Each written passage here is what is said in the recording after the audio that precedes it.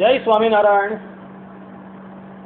સુરત નારાયણ મુનિ સત્સંગ મંડળમાંથી વેદાંતાચાર્ય શાસ્ત્રી રાકેશભાઈ તારીખ 5/11/2018 ને દિવસે આ પ્રવચન કરે છે. આજના પ્રવચનનો વિષય છે વેદાદિક શાસ્ત્રો, ભગવાન વેદવ્યાસજી રચિત પુરાણો તથા ઉદ્ધવ સંપ્રદાયના ગ્રંથો પરથી દેવકી નંદન શ્રી કૃષ્ણ ભગવાનને પૂર્ણ બ્રહ્મ પ્રતિપાદન કરવા.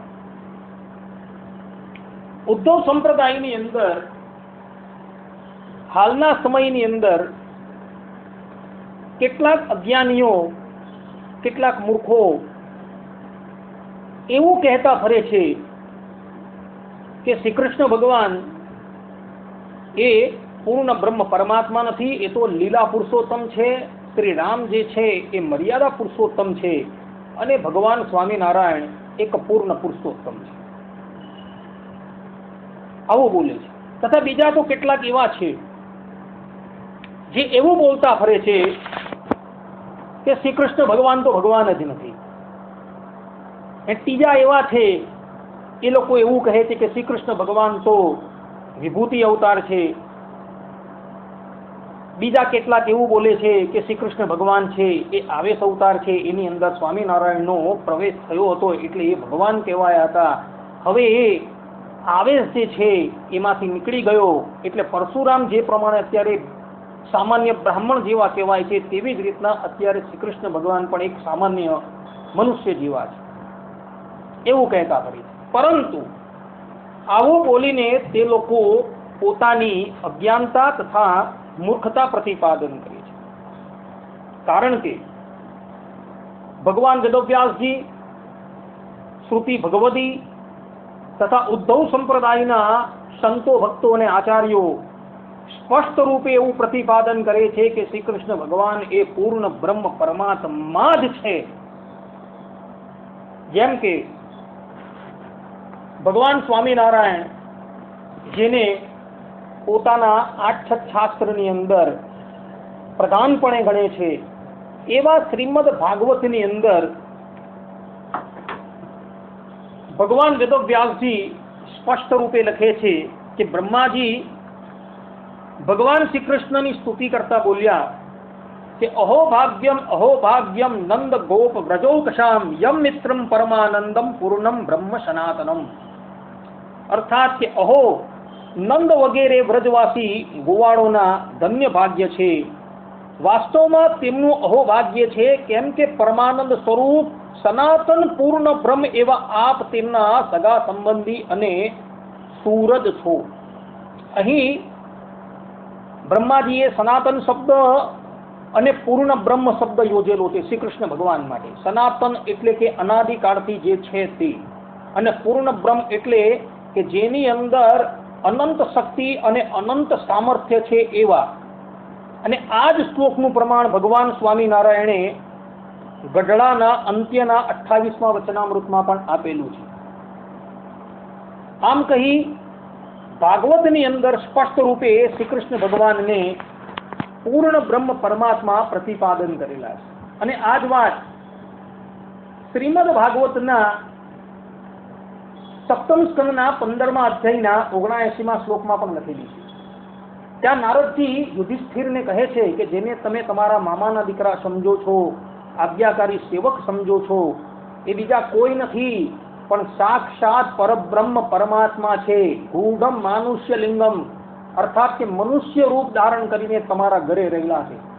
ત્યારબાદ યુધિષ્ઠિર એ શ્રી કૃષ્ણ ભગવાનને પરબ્રહ્મ પરમાત્મા જાણીને પરમ વિસ્મિત થઈ ગયા. શ્રુત્વા કૃષ્ણમ પરમ બ્રહ્મ પાર્થ પરમ વિસ્મિત. એટલે કે શ્રી કૃષ્ણ ભગવાનને નારદજીના મુખથી પરબ્રહ્મ પરમાત્મા જાણીને યુધિષ્ઠિર આશ્ચર્યચકિત થઈ ગયા. અહીં પણ પરબ્રહ્મ શબ્દ યોજેલો છે શ્રી કૃષ્ણ ભગવાનમાંથી. એટલે શ્રી કૃષ્ણ ભગવાન અહીં પણ પરબ્રહ્મ પરમાત્મા પ્રતિપાદિત થઈ જાય છે. અને આ જ વાત શ્રીમદ ભાગવતના પ્રથમ સ્કંદના 9મા અધ્યાયના 18મા શ્લોકની અંદર પણ લખાયેલી છે. ત્યાં ભગવાન વેદવ્યાસજી કહે છે એ સવૈ ભગવાન સાક્ષાત પ્રધાન પુરુષેશ્વર. અર્થાત કે આ જે શ્રી કૃષ્ણ ભગવાન છે એ સાક્ષાત પ્રધાન અને પુરુષોના પણ ઈશ્વર છે. અહીં સાક્ષાત શબ્દ યોજેલું છે. એ સવય ભગવાન સાક્ષાત પ્રધાન પુરુષ ઈશ્વર. સાક્ષાત નો અર્થ થાય છે સ્વયં. ભગવાન એટલે કે અક્ષરધામના અધિપતિ પરબ્રહ્મ પરમાત્મા જ્યારે ધરાતલની ઉપર અવતાર ધારણ કરે છે ત્યારે એ અવતાર બે રીતે થાય છે. આ વાત યતીન્દ્ર મત દીપિકાની અંદર શ્રીનિવાસ આચાર્યએ 9મા અવતારમાં કહી છે, તથા વચનામૃતનું જે સંસ્કૃત હરિવાક્ય સુધા સિંધુ નામે ઓળખાય છે, જેની ઉપર રઘુવીરજી મહારાજે સેતુમાલા નામની ટીકા લખેલી છે, તેના 55ના 6ઠ્ઠા વચનામૃતની અંદર આચાર્ય રઘુવીર ટીકાની અંદર લખે છે કે ભગવાનના અવતાર બે રૂપે થાય છે. પહેલો અવતાર એ ભગવાન અક્ષરધામના અધિપતિ સજાતીય દ્વિતીય રૂપ ધારણ કરીને ભૂતલની ઉપર તે યોનિની અંદર પ્રગટ થાય છે. આ ભગવાનનો સાક્ષાત અવતાર હોય છે. અને બીજો અવતાર અક્ષરધામના જે મુક્તો છે એ મુક્તોની અંદર ભગવાન ઐશ્વર્ય પ્રગટ કરીને, એટલે કે સાક્ષાત અંદર પ્રવેશ કરીને, જેવી રીતના લોઢાનો ગોળો અગ્નિમાં પ્રવેશ થાય ત્યારે તે પોતાનો શ્યામ વર્ણ ત્યાગ કરીને રક્તવર્ણ ધારણ કરે છે, તેવી જ રીતના ભગવાન કોઈ મુક્તોની અંદર પ્રવેશ થઈને એનું ઐશ્વર્ય દબાવીને સ્વયં પોતે પ્રગટ થઈ જાય છે. આ ભગવાનનો આવેશ અવતાર કહેવાય છે. શ્રીનિવાસ આચાર્ય આને ગૌણ અવતાર કહે છે, અને મુખ્ય અવતારને એટલે કે ભગવાન જે સાક્ષાત પ્રગટ થાય છે તેને મુખ્ય અવતાર કહે છે. અહીં જે ગૌણ અવતાર જે કહેવામાં આવે છે, મુક્તોની અંદર ઐશ્વર્ય પ્રગટ કરીને જે ભગવાન પ્રગટ થાય છે એને ગૌણ અવતાર કહેવાય છે. એની અંદર શ્રીનિવાસ આચાર્ય પરશુરામજી, નારદજી અને સંકાદિકને ગણે છે. અને મુખ્ય અવતારની અંદર રામ છે, કૃષ્ણ છે, નરસિંહ છે, નરનારાયણ દેવ છે, અને ઉદ્ધવ સંપ્રદાયના મત પ્રમાણે સ્વામિનારાયણ ભગવાન છે, ભગવાનના સાક્ષાત અવતાર છે. એટલે અહીં ભાગવતકારે ભગવાન શ્રી કૃષ્ણ માટે સ્વયં શબ્દનો અને સાક્ષાત શબ્દનો પ્રયોગ કરેલો છે. એ સવય ભગવાન સાક્ષાત, અને એ જ પ્રયોગ તેઓ શ્રીમદ ભાગવતના પ્રથમ સ્કંદના તૃતીય અધ્યાયના 28મા શ્લોકની અંદર પણ કરે છે. કૃષ્ણસ્તુ ભગવાન સ્વયં. અહીં સ્વયં શબ્દનો પ્રયોગ કરે. સ્વયં એટલે સાક્ષાત, કે શ્રી કૃષ્ણ એ સાક્ષાત ભગવાન છે. આમ વેદવ્યાસજી સ્પષ્ટ રૂપે કહે છે કે ભગવાન શ્રી કૃષ્ણ જે છે એ કોઈ અંશાવતાર નથી, વિભૂતિ અવતાર નથી, પણ એ સાક્ષાત પરબ્રહ્મ પરમાત્મા સ્વયં છે. અર્થાત કે દ્વાપર અને કલીની સંધિની અંદર જે પ્રગટ થયેલા શ્રી કૃષ્ણ ભગવાન જે છે એ સાક્ષાત પૂર્ણ બ્રહ્મ પરમાત્મા છે. ને આ જ વાત વેદોમાં પણ લખેલી છે. અથર્વવેદના ગોપાલ તાપનીય પૂર્વ તાપનીય ઉપનિષદની અંદર સ્પષ્ટ રૂપે ભગવદી શ્રુતિ કહે છે કસ્ય પરમ દૈવતઃ, અને ત્યાં ઉત્તર આપે છે કૃષ્ણ એવ પરમ દૈવતઃ, કે પરમ દેવ કોણ છે? ત્યારે શ્રુતિ ભગવતી કહે છે શ્રી કૃષ્ણ છે તે જ પરમ દેવ છે. અહીં એવ શબ્દનો પ્રયોગ કરેલો છે જે ભારવાચક છે. એવનો અર્થ થાય છે જકાર. એટલે શ્રી કૃષ્ણ ભગવાન જ પરમ દૈવત છે, એટલે કે શ્રી કૃષ્ણ ભગવાન જ પરબ્રહ્મ પરમાત્મા છે. અહીં પણ પરબ્રહ્મ શબ્દ યોજાયો છે એ શ્રી કૃષ્ણ ભગવાનને પૂર્ણ પરમાત્મા પ્રતિપાદન કરે છે. અર્થાત ભગવતી શ્રુતિ પણ સ્પષ્ટ રૂપે કહે છે કે શ્રી કૃષ્ણ ભગવાન છે એ પરબ્રહ્મ પરમાત્મા છે. અને આ જ વાત નારદ પુરાણની અંદર પણ લખાયેલી છે. નારદ પુરાણની અંદર નારદજી પોતે કહે છે રામકૃષ્ણાદિ રૂપાણી પરિપૂર્ણાની સર્વદા ન ચાણો માત્રમ ભિન્નાની તથા અપી અસ્માત વિમોહસી. અર્થાત રામકૃષ્ણાદિ ભગવદ રૂપો છે એ સર્વદા પરિપૂર્ણ છે. તે રૂપોમાં અણુ માત્ર પણ ભિન્નતા નથી, તથાપી ભિન્ન હોય એમ અમને મોહ પમાડો છો. અહીં પણ સ્પષ્ટ રૂપે નારદજી પોતે કહી રહ્યા છે કે પરિપૂર્ણાની સર્વદા, કે રામ, કૃષ્ણ, મત્સ્ય, કચ્છ, વરાહ આદિ બધા જ અવતારો જે છે એ પરિપૂર્ણ છે એવું નારદજી પોતે કહી રહ્યા છે. અને આ જ વાત ગરુડ પુરાણની અંદર પણ લખાયેલી હતી. ત્યાં ગરુડ પુરાણની અંદર સ્પષ્ટ રૂપે લખાયું છે કે પરિપૂર્ણાની રૂપાણી સામાન્ય ખિલ રૂપતઃ તથાપી અપેક્ષ મંદાનામ દ્રષ્ટિ ત્વામ ઋષયોપી પરાત વરમ વદંત્યેવ યભક્તાનામ વિમોહનમ. અર્થાત કે રામકૃષ્ણાદિ સમગ્ર રૂપો પરિપૂર્ણ છે અને સર્વ પ્રકારે સમાન છે, તથાપી મંદોની દ્રષ્ટિની અપેક્ષા ઋષિઓ પણ અવર તમને કહે છે આ તો અભક્તોને મોહ ઉપજાવવા માટે છે, પણ વસ્તુતા એ નથી. અહીં પણ સ્પષ્ટ રૂપે ગરુડજી કહી રહ્યા છે કે રામકૃષ્ણાદિક બધા જ રૂપો જે છે એ પરિપૂર્ણ છે અને બધા સમાન જ છે, છતાં પણ અભક્તોને મોહ પમાડવા માટે ઋષિઓ એમ કહી રહ્યા છે કે આ કલા છે, આ અંશ છે, આ વિભૂતિ છે એવું કહી રહ્યા છે, પણ વસ્તુતા એવું નથી.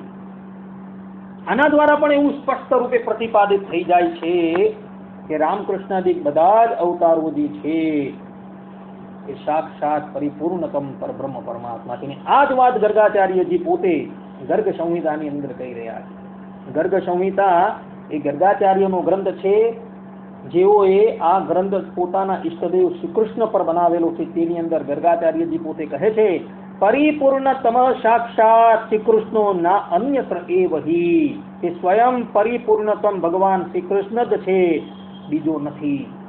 અહીં પણ ગર્ગાચાર્યજી પોતે કહી રહ્યા છે કે શ્રી કૃષ્ણ ભગવાન જે છે એ પૂર્ણ બ્રહ્મ પરમાત્મા છે. ને આ જ વાત તેઓ ગર્ગ સંહિતાના ગોલોખંડના તૃતીય અધ્યાયના 15મા શ્લોકની અંદર પણ કહી રહ્યા છે કૃષ્ણાય પૂર્ણ પુરુષાય પરાત્પરાય યજ્ઞેશ્વરાય પરકારણ કારણાય રાધાવરાય પરિપૂર્ણતમાય સાક્ષાત ગોલોકધામાધીષણાય નમઃ પરસ્મૈ. અર્થાત કે ભગવાન શ્રી કૃષ્ણચંદ્ર પૂર્ણ પુરુષ, પરથી પણ પર, યજ્ઞોના સ્વામી, કારણના પણ પરમ કારણ, પરિપૂર્ણતમ પરમાત્મા અને સાક્ષાત ગોલોકધામના અધિપતિ છે એવા પરમ પુરુષ શ્રી રાધાવરને અમો આદર સહિત નમસ્કાર કરીએ છીએ. અહીં પણ ગર્ગાચાર્યજીએ સ્પષ્ટ રૂપે શ્રી કૃષ્ણ ભગવાન માટે પરિપૂર્ણ શબ્દ યોજેલો છે. આ જ વાત તેઓ ગર્ગ સંહિતાના ગોલોખંડના 11મા અધ્યાયના 28મા શ્લોકની અંદર પણ લખે છે કે પરિપૂર્ણતમમ પરાત્પરમ કલે વેણુધ્વનિ વાદ્ય તત્પરમ, કે તે પરિપૂર્ણતમ પરમાત્મા ભગવાન શ્રી કૃષ્ણ મધુર ધ્વનિથી વેણુ વગાડવામાં તત્પર હતા. અહીં પણ ગર્ગાચાર્યજી કહે છે કે શ્રી કૃષ્ણ ભગવાન જે છે એ સાક્ષાત પરિપૂર્ણતમ પરમાત્મા જ છે. આમ કહી ગર્ગાચાર્ય પણ પોતે સ્પષ્ટ રૂપે કહે છે કે શ્રી કૃષ્ણ ભગવાન જે છે એ પૂર્ણ બ્રહ્મ પરમાત્મા છે. ને આ જ વાત તેઓ ગર્ગ સંહિતાના વૃંદાવન ખંડના 12મા અધ્યાયના 18મા શ્લોકની અંદર પણ કહી રહ્યા છે કે નમો કૃષ્ણચંદ્રાય ગોલોકોપતયે નમઃ અખંડાંડાધિપતયે પરિપૂર્ણતમાયતે. કે હે ભગવાન, આ પરિપૂર્ણતમ પરમાત્મા તથા અસંખ્ય બ્રહ્માંડોના અધિપતિ છો, આ ગોલોકના નાથ શ્રી કૃષ્ણચંદ્રને અમારા વારંવાર નમસ્કાર છે. અહીં પણ ગર્ગાચાર્યજી સ્પષ્ટ રૂપે કહે છે કે દ્વાપર અને કલીની સંધિની અંદર પ્રગટ થયેલા મારા ઈષ્ટદેવ શ્રી કૃષ્ણ ભગવાન જે છે એ સાક્ષાત પૂર્ણ બ્રહ્મ પરમાત્મા છે. આમ ગર્ગાચાર્યના મતે પણ શ્રી કૃષ્ણ ભગવાન જે છે એ પૂર્ણ બ્રહ્મ પરમાત્મા જ છે. આના દ્વારા સ્પષ્ટ રૂપે પ્રતિપાદિત થઈ જાય છે કે દેવકી નંદન શ્રી કૃષ્ણ ભગવાન એ સાક્ષાત પરબ્રહ્મ પરમાત્મા છે. અને આ જ વાત અદ્વૈત મતના આચાર્યો પણ કહે છે કે જે અદ્વૈત મતના આચાર્યો નિર્વિશેષ બ્રહ્મને જ પરિપૂર્ણતમ બ્રહ્મ માને છે તથા અંતિમ તત્વ માને છે, એ લોકો પણ શ્રી કૃષ્ણ ભગવાનની પૂર્ણ બ્રહ્મતા સ્વીકારે છે.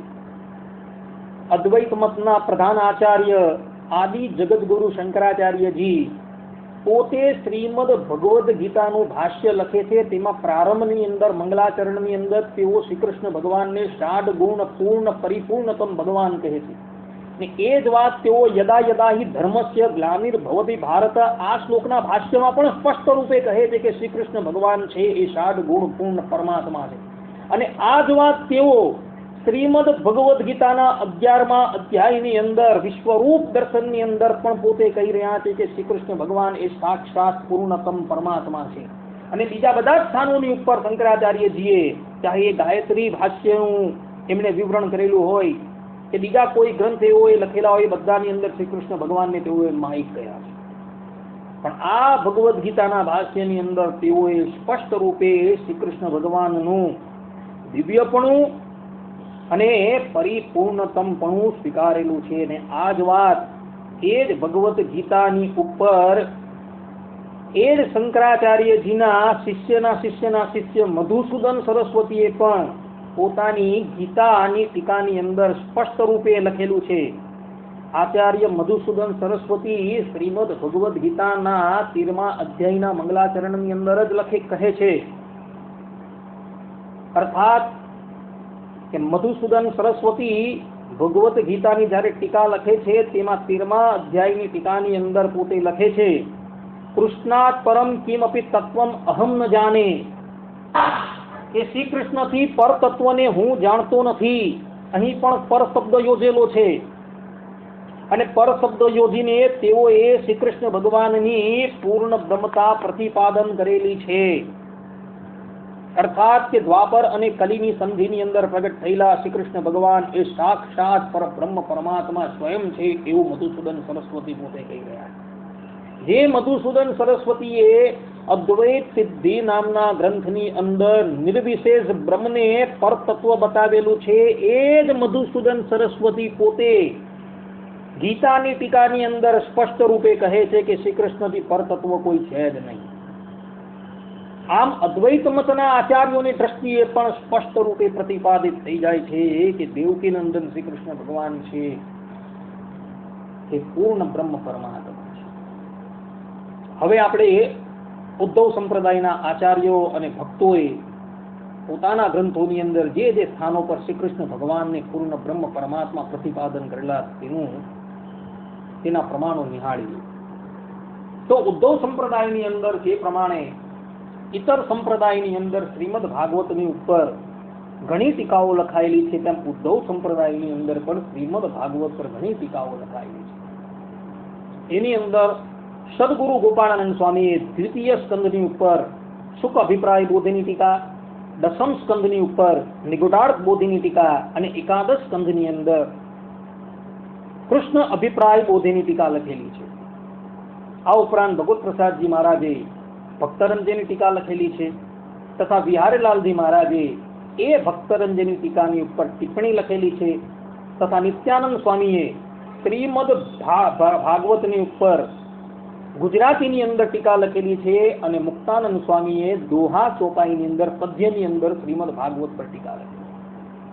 અર્વાચન વિદ્વાન સદગુરુ શાસ્ત્રી જ્ઞાન પ્રકાશદાસજીએ પણ શ્રીમદ ભાગવત પર સંસ્કૃતની અંદર સુક્તિ સંગ્રહ નામની ટીકા લખેલી છે.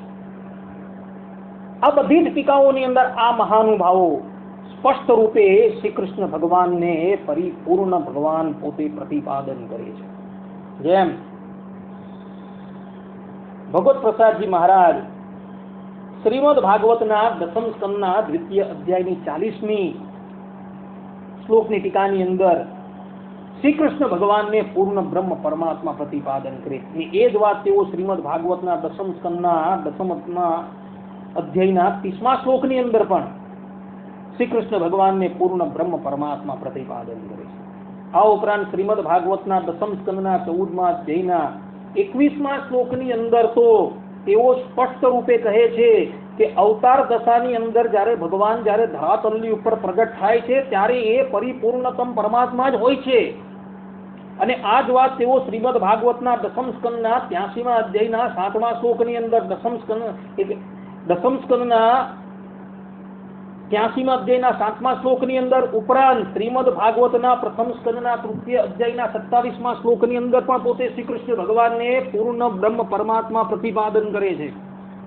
અને આ ઉપરાંત વિહારીલાલજી મહારાજ શ્રીમદ ભાગવતની ટિપ્પણીની અંદર દસમ સ્કંદના તૃતીય અધ્યાયના પ્રથમ શ્લોકની અંદર પણ શ્રી કૃષ્ણ ભગવાનને પૂર્ણ બ્રહ્મ પરમાત્મા પ્રતિપાદન કરે છે.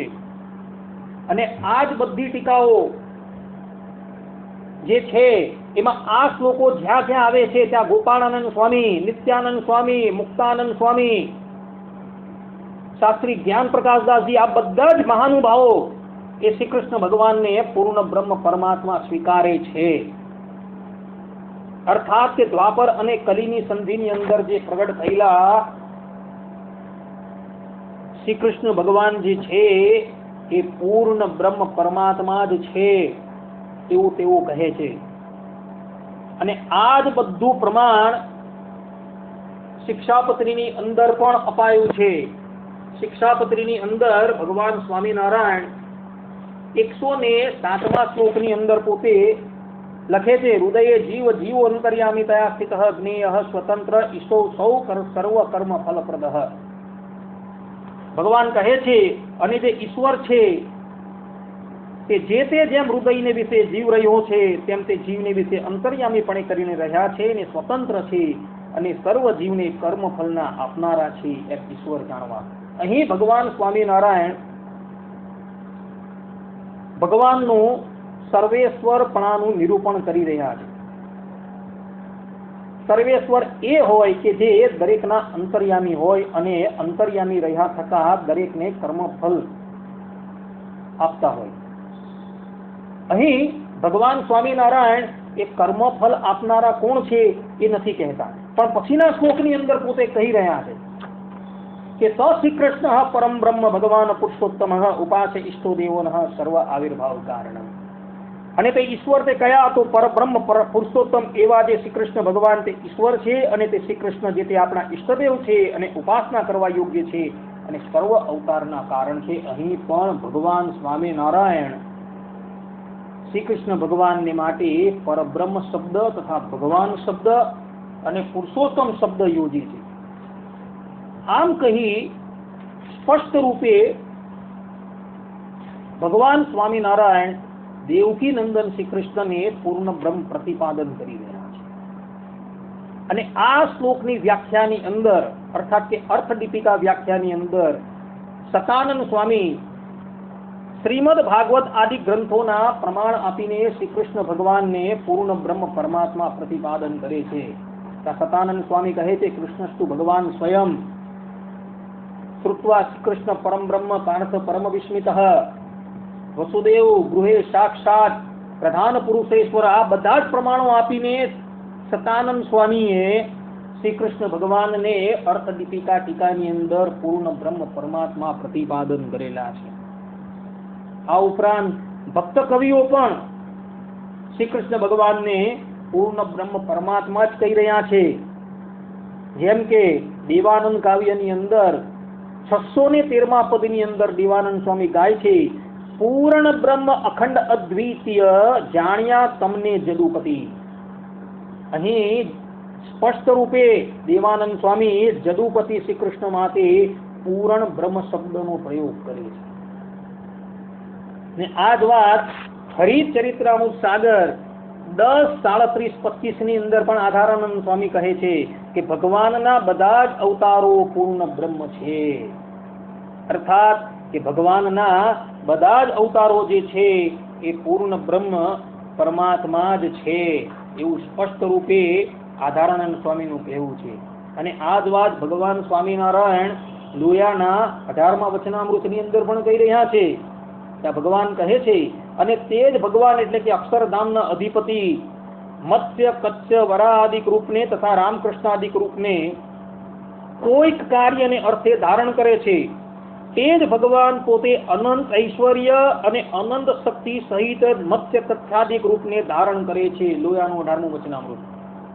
અહીં સ્પષ્ટ રૂપે ભગવાન સ્વામિનારાયણ કહે છે કે અક્ષરધામના અધિપતિ જ્યારે ભૂતલની ઉપર તે યોનિની અંદર અવતાર ધારણ કરે છે ત્યારે તેઓની અંદર અનંત ઐશ્વર્ય અને અનંત શક્તિ હોય છે. એટલે કે એ ભગવાન જ્યારે ધરાતલની ઉપર ભલે એ આવેશ અવતાર હોય કે સાક્ષાત અવતાર હોય તેની અંદર પૂર્ણ ઐશ્વર્ય અને પૂર્ણ સામર્થ્ય હોય છે.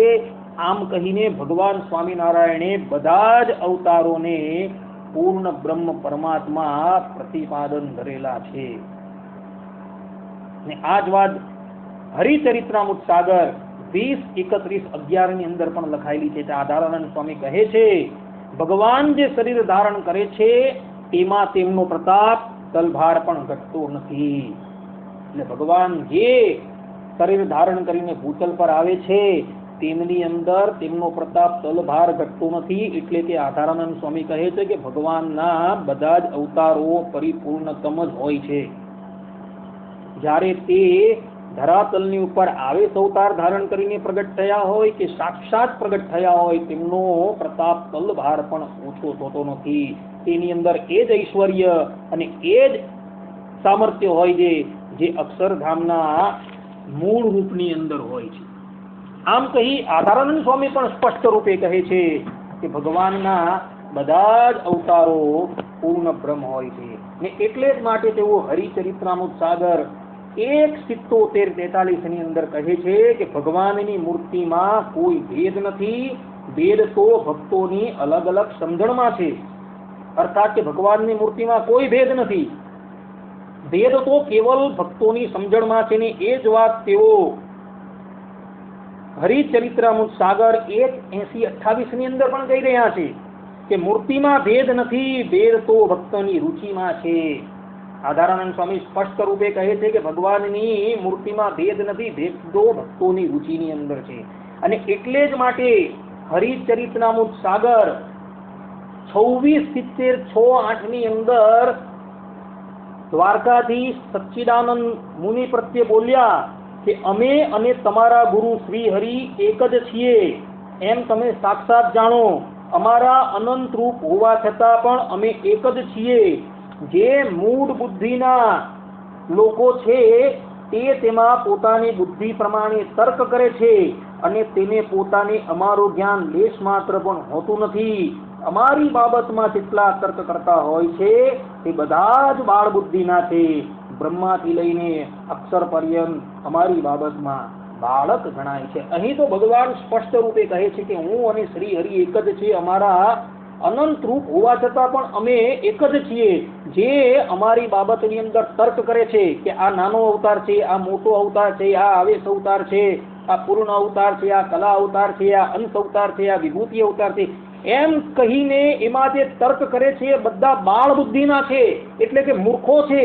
એવા વ્યક્તિઓને અમારું જ્ઞાન લેશ માત્ર પણ હોતું નથી એવું સ્પષ્ટ રૂપે ભગવાન પોતે કહી રહ્યા છે. એટલે ભગવાનની દ્રષ્ટિની અંદર જે અવતારોને નાના મોટા કહે છે, અવતારોને જે ન્યૂન કહે છે, એ બધા જ જે છે એ મૂર્ખ છે એવું આધારાનંદ સ્વામી સ્પષ્ટ રૂપે કહી રહ્યા છે.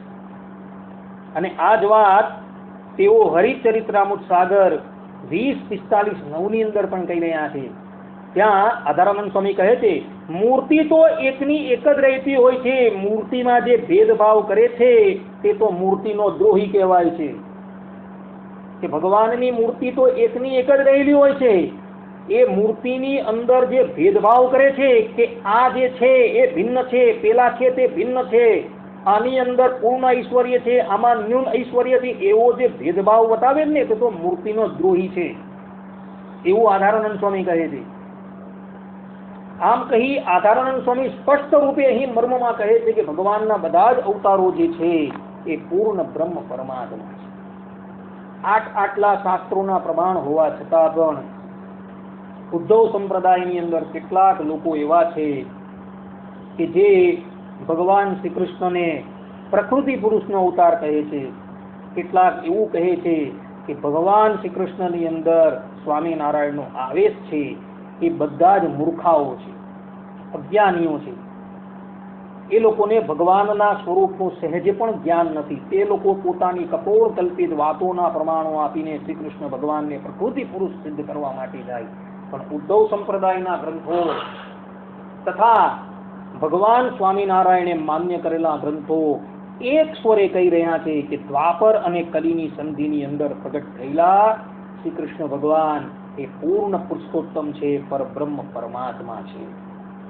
આવા વ્યક્તિઓ લોકો જે છે એ લોકોની બુદ્ધિ તો માયાથી હરાઈ ગયેલી છે.